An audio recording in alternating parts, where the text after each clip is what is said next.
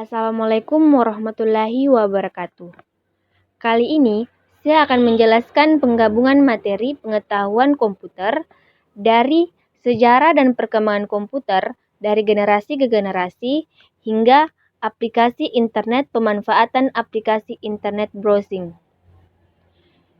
Jadi, yang pertama, sejarah dan perkembangan komputer dari generasi ke generasi. Komputer adalah alat yang dipakai untuk mengolah data menurut prosedur yang telah dirumuskan. Kata komputer pada awalnya dipergunakan untuk menggambarkan orang yang pekerjaannya melakukan perhitungan aritmetika dengan atau tanpa alat bantu. Tetapi, arti kata ini kemudian dipindahkan kepada mesin itu sendiri.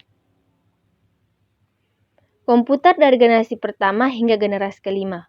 Generasi pertama pada tahun 1940 sampai 1956. Periode pertama ini, generasi komputer mulai dikembangkan.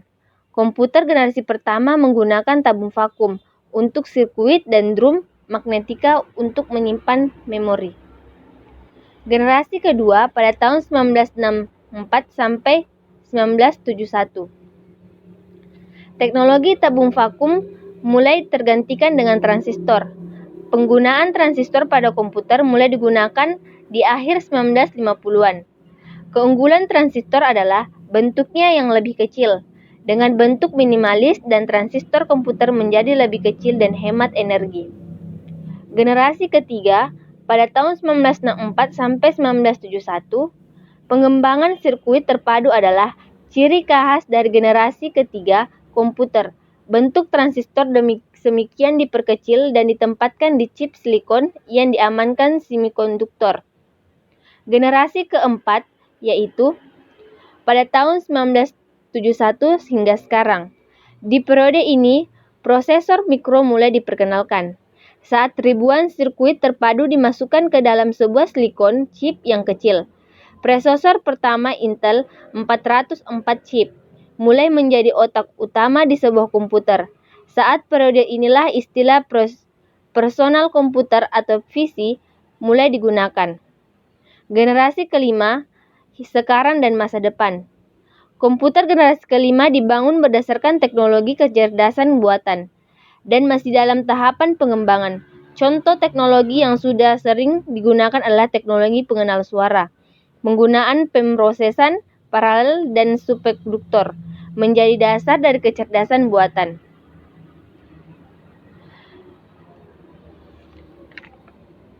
Jenis-jenis komputer dan penggolongan komputer. Sejarah perkembangan komputer dari generasi ke generasi memperlihatkan bagaimana perbedaan secara fisiknya. Bentuk komputer berdasarkan jenisnya, berdasarkan golongan. Jenis-jenis komputer. Jenis-jenis komputer ada 5, yaitu jenis komputer berdasarkan data yang diolah, berdasarkan tujuan penggunaannya, berdasarkan prosesornya, berdasarkan bentuk fisiknya, dan berdasarkan skala kemampuannya. Penggolongan komputer dan tujuan penggunaannya. Yang pertama, special purpose komputer. Jenis komputer yang dirancang dan digunakan untuk tujuan-tujuan pemakaian pada masalah khusus yang biasanya hanya berupa suatu masalah saja. Yang kedua, general purpose komputer. Digunakan untuk menyelesaikan berbagai masalah. Dapat digunakan untuk menyelesaikan program yang bermacam-macam dan jenis permasalahan yang berbeda. Alat-alat input, proses, dan output. Alat input adalah alat-alat yang berfungsi untuk memasukkan data atau perintah dari luar sistem ke dalam suatu memori dan prosesor untuk diolah. Contoh-contoh komponen alat input. Yang pertama, keyboard. Yang kedua, mouse. Yang ketiga, mikrofon. Yang keempat, joystick. Yang kelima, scanner. Yang keenam, webcam. Yang ketujuh, touchpad. Alat proses adalah alat yang berfungsi mengolah data ke dalam komputer setelah mengalami proses input. Adapun macam-macam perangkat proses yaitu motherboard, yang kedua prosesor, yang ketiga RAM, yang keempat RAM, yang kelima hard disk, yang keenam IAN card, yang ketujuh VGA card. Adapun peralatan output pada komputer yaitu komponen komputer yang berfungsi menghasilkan informasi yang diolah dari hasil proses dari peralatan proses komputer. Macam-macam perangkat output. Yang pertama, monitor, yang kedua printer, ketiga speaker, keempat proyektor, dan kelima TV tuner card. Perangkat keras komputer dan media penyimpanan. Media penyimpanan data pada komputer terdiri dari hard disk, CV atau FD, drive, floppy drive, dan USB flash drive atau flash disk. Yang pertama, hard disk merupakan perangkat keras yang digunakan untuk menyimpan data maupun informasi. Yang kedua, CD atau FD merupakan komponen CPU yang berfungsi pada proses pembacaan dan menyimpan data. Yang ketiga, floppy drive, perangkat keras yang berfungsi untuk menyimpan atau membaca data dari disket. Yang keempat, flash disk, digunakan untuk menyimpan data. Memahami dan mengaplikasikan beberapa aplikasi pengolahan data. Aplikasi pengolahan kata merupakan software perangkat lunak yang digunakan untuk mengolah kata dengan dokumen seperti tahapan pembuatan, mengedit, memodifikasikan.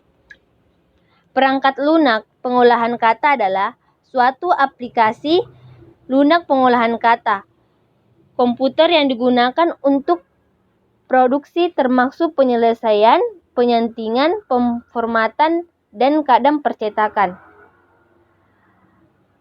Macam-macam contoh aplikasi pengolahan kata. Yang pertama, Microsoft Word, Lotus Word Pro, Notepad, Corel Word Perfect, Star Office Writer, Abi Word, dan Open Office Writer.